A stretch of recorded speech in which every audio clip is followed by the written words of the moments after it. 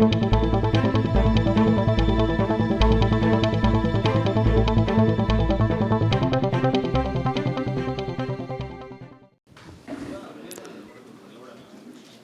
अल्लाह के नाम से जो बड़ा मेहरबान निहायत रहम करने वाला है। आप सबको मैं वेलकम और मुबारकबादी पेश करती हूँ यहाँ पर आने के लिए और इस प्रेस मीट के लिए। और ये प्रेस मीट मैंने इसलिए रखा है कि आपके ज़रिए इंसाफ की आवाज़ को लोगों तक पहुंचाने के लिए। मैं नौहिरा शेख जो 1998 से हीरा ग्रुप को स्टैब्लिश किया है और मैंने इंसानियत के हुकूक़ के लिए, ख़ास कर से औरतों के हुकूक़ के लिए, उनको एजुकेशनल और उनको इकोनॉमिक और बहुत सारे चीज़ों में ग्रोथ करने के लिए 25 साल तक मैंने मेहनत किया है। और मेहनत करके मैंने उनको इम्प्रूव किया है।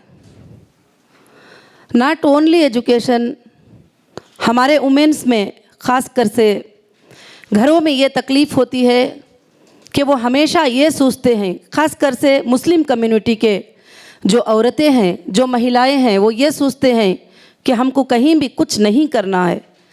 तो उनको मैंने एम्पावर किया और उनको मैंने बिज़नेस के प्रैक्टिसेस सिखाई और मैंने उनको बिज़नेस किस तरह से करना, अपने सेल्फ पे कैसे रहना और किसी के साथ मजबूर नहीं होना, इस बात पर मैंने उनको एम्पावर किया। और मैंने 1998 में हीरा ग्रुप को स्टार्ट किया और उसके बाद कंपनी अननेचुरल नहीं, नेचुरली धीरे धीरे कंपनीज आगे बढ़े और आगे बढ़ने के बाद में कंपनीज इनकॉर्पोरेटर हुए और कंपनीज प्राइवेट लिमिटेड में और लिमिटेड में कन्वर्ट हुए। और इन कंपनीज पर जो बिज़नेस चलता था वो एक लीगल प्रोसेस से बिज़नेस चल रहा था। और ये कंपनी ख़ास कर से कई औरतों के लिए, इंडिया के लाखों के औरतों के लिए ये कंपनी एक कमाई का ज़रिया बनी थी और उनको एक जीने का ज़रिया बनी थी। टेक्सटाइल में, ज्वेलरी में, प्रोडक्ट में, फूड प्रोडक्ट में, सब कुछ बस ये कंपनी बहुत स्मूथली चल रही थी। 1998 से 2008 तक इस कंपनी का ना कोई कंप्लेंट रहा, ना ये कंपनी पर कोई इल्ज़ाम रहा। ये कंपनी स्मूथली 2018 तक ये कंपनी चलती रही।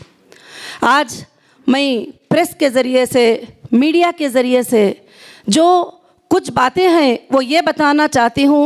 ये बहुत ज़रूरी है सारे हिंदुस्तान के बिजनेसमैन के लिए भी और सारे हिंदुस्तान के वुमेन्स के लिए भी और सब के लिए भी ये बहुत ज़रूरत है।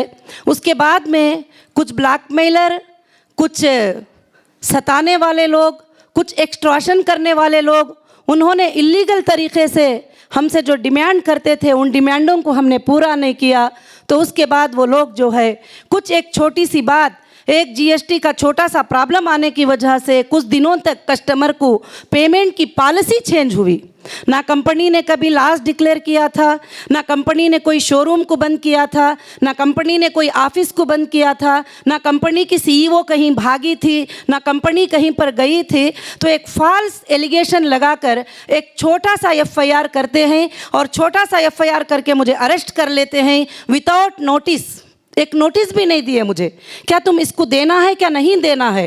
तो डायरेक्ट एक एफआईआर पे मुझे दिल्ली आके अरेस्ट करते हैं और अरेस्ट करके अंदर रखते हैं। जब मुझे सेशन कोर्ट बेल देती है तो फिर महाराष्ट्र से एक छोटा एफआईआर करके बुलाते हैं।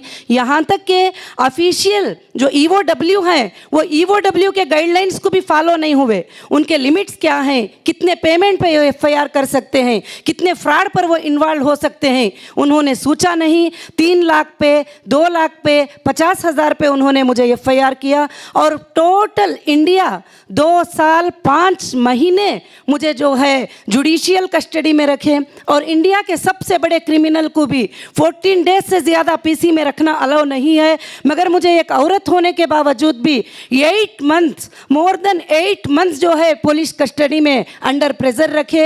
एक ही CEO थी, एक ही कंपनी थी, वही क्वेश्चन था, वही